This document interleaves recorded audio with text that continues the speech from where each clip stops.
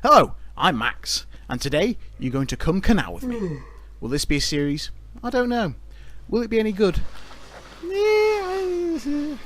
Anyway, back to past Max for some insightful thoughts. For other people with beards, are you beginning to condition your beard? Because I am. I don't know if that's normal, but should I be worried I'm using this? No, because screw the gender binary. And here we are on the Birmingham to Stratford-upon-Avon Canal. I've always loved the architecture and detail of canals and their locks and gates.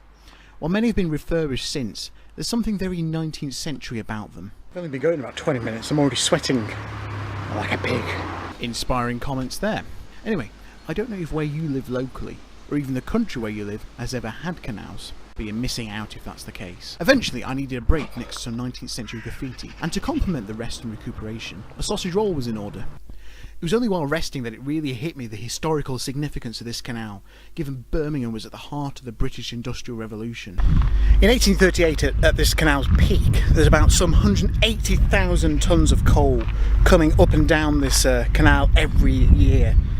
That's equivalent to about over a tonne of coal a day. Over a tonne! I found this sign with a double meaning.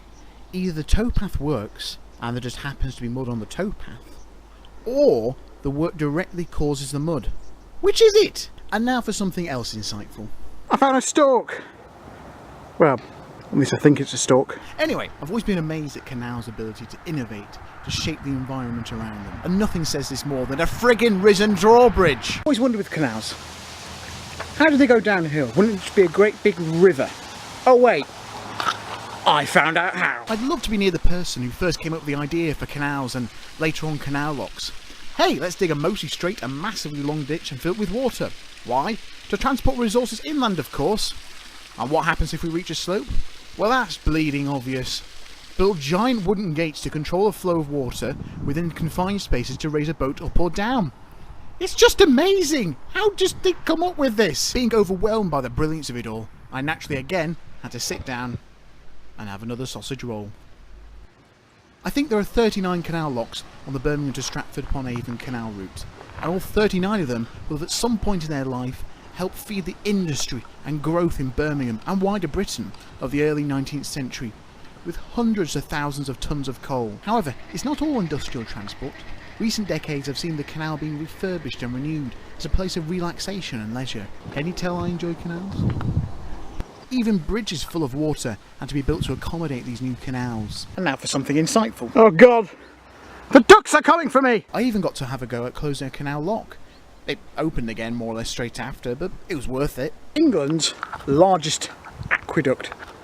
Just look at it! It's massive! And for those who don't believe me, here's the proof. When I was getting close to Stratford-upon-Avon, it turned out fishes were banned in the canals.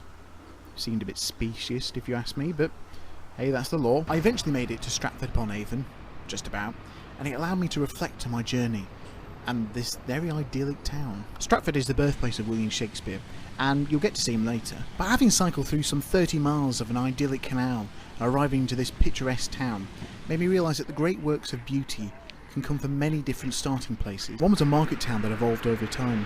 Boosted by its title of Shakespeare's birthplace, it was moulded into the tourist destination it is today. And one was built over the space of a few years to feed grimy industry.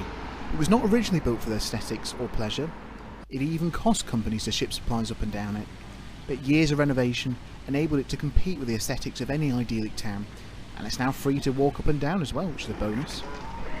I hope there's been enough vague morals in this video. I've been Max, and ta-ra!